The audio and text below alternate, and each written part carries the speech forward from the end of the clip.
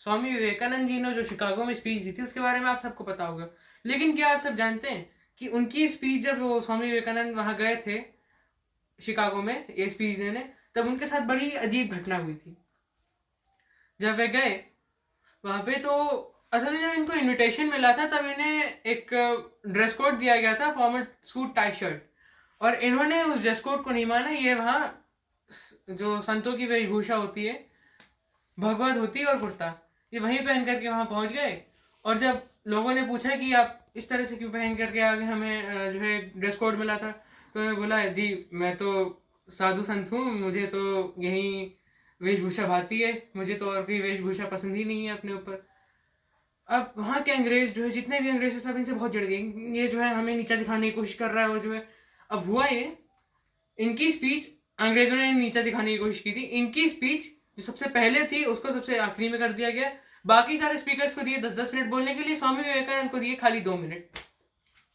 खैर बाकी सारे स्पीकर्स जब बोल करके उनका खत्म हुआ, जब विवेकानंद स्टेज पे पोडियम पे आए, उन्होंने जब अपने पहली ओपनिंग सेंटेंस बोला, my dear brothers and sisters of America, उनकी सिर्फ ये 7 शब्दों की एक वाक्य, और उनके इस वाक्य पर तकरीबन 5 मिनट तक लगातार गड़गड़ाहट के साथ ताली बजती रही।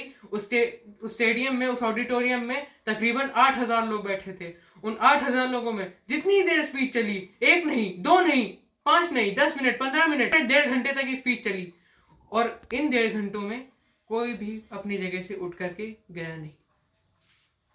स्वामी विवेकानंद जी के स्पीच का जब भी कोई पावरफुल पार्ट आता, ताली बजती सन्नाटा हो जाता, ताली बजती सन्नाटा हो जाता, ताली बजती सन्नाटा हो जाता।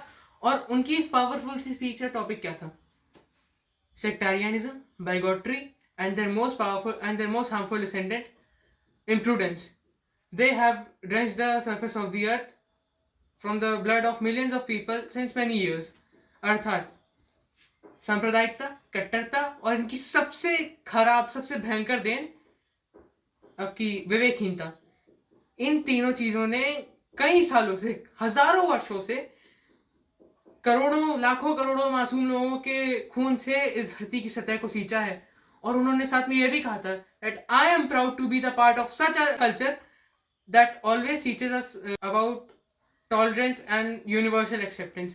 अर्थात मैं एक ऐसी संस्कृति का हिस्सा होने पे गर्व महसूस करता हूँ जो हमेशा से अपने सभी शिष्यों को एक सार्वभौमिक स्वीकृति और सहनशीलता का पाठ पढ़ाती है। न्यूयॉर्क हेरल्ड, जो कि उस समय का न्यूयॉर्क का सबसे बड़ा गजट था, सबसे बड़ी प्रिंटिंग प्रेस थी, उसने तक स्पीच के बाद यह डाला कि स्वामी विवेकानंद जैसे लोग जिस मुल्क में रहते हैं, उस मुल्क में क्रिश्चियन मिशनरीज को भेजने का कोई फायदा नहीं है, बल्कि ये इस फिरंगियों के इतिहास में की जाने वाली सबसे बड़ी मूर्खता है। स्वामी विवेकानंद इतने फेमस हो गए स्पीच के बाद कि कोई कंपैरिजन, हर कोई जो है बड़े बड़े स्पीकर्स को छोड़ करके इन्हीं को ही बुलाया जाता था, अपने घर पे आमंत्रण करते थे। देश विदेश हर जगह से इनको सभी निमंत्रण आने लगे।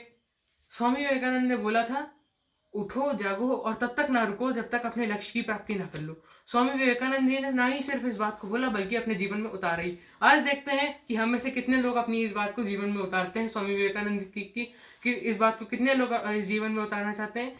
कृपया करके इस वीडियो को जितना हो सके, भले ही आप इस वीडियो को लाइक सब्सक्राइब मत करिए, लेकिन अपने 5 दोस्तों को इस वीडियो को शेयर जरूर करिएगा। धन्यवाद।